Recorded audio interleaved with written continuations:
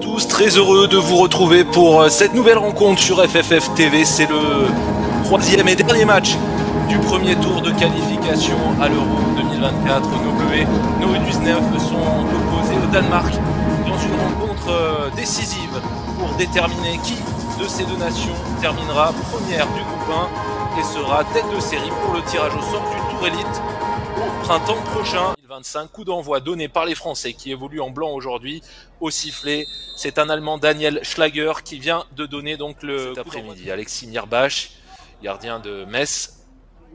Et la belle déviation, ça va pouvoir profiter à Désiré Doué. On sait ses qualités de vitesse au Rennais qui arme la frappe et derrière c'est repoussé.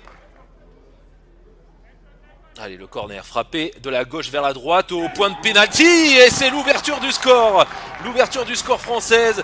Il n'aura pas fallu attendre bien longtemps sur cette deuxième occasion seulement. Le ballon a été parfaitement repris dans cette surface de réparation et personne derrière n'a pu l'enlever. Là, le ballon est perdu par Mahamadou Diawara.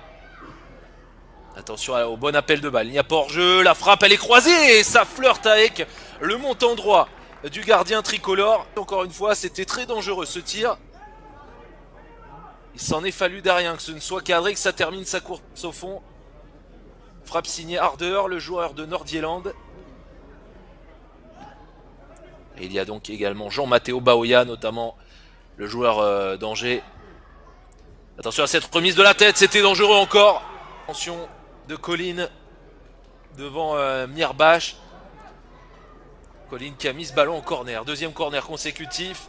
On voit ce bon coup de tête de Nielsen. Il était venu se matcher. Zidane, attention encore cette passe là, c'est très dangereux, il n'y a pas de position de hors-jeu. Et heureusement pour l'équipe de France, cette dernière passe était mal ajustée parce qu'il était couvert. L'attaquant danois, cette dernière relance à Bernard Diomède, il n'y avait pas du tout d'application. Il faut vraiment faire très attention à ces ballons. Et encore un peu d'espace là. Il est passé le joueur danois pour inscrire le but égalisateur. On le sentait venir malheureusement. Il se montrait de plus en plus dangereux. Et surtout il y avait quelques soucis défensifs. C'est Dagim qui égalise pour le Danemark.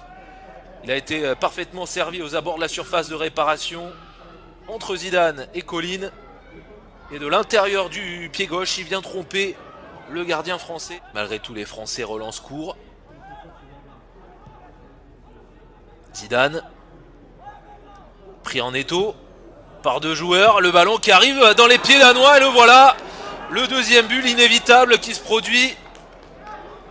Évidemment, beaucoup trop de prise de risque par cette équipe française qui tente de relancer court alors qu'il y a peut-être autre chose à faire. Les Danois n'attendaient que ça. Moment. Et avec ce ballon perdu par Elias Zidane dans la surface de réparation.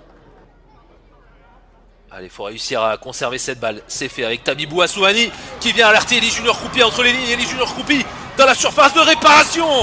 Et la parade de Sander. Quel dommage pour l'équipe de France. Il y avait là une superbe opportunité d'égaliser. Et il met ce ballon directement sur le gardien danois. Elie Junior Kroupi, lui si habile d'habitude.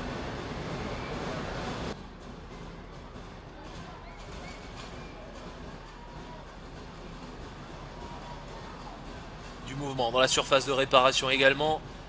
Tabibou Assoumani qui met ce ballon au premier poteau. Ça a été dévié, la frappe d'Elie Junior Kroupi. Et c'est joué à rien. Ce ballon il a été freiné. Et finalement avec énormément de bol, énormément de chance, Sanders s'en empare.